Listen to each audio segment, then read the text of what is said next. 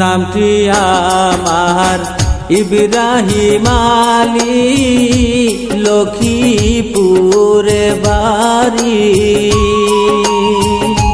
মাছ ধরিবার আইছি গো আমি, এই না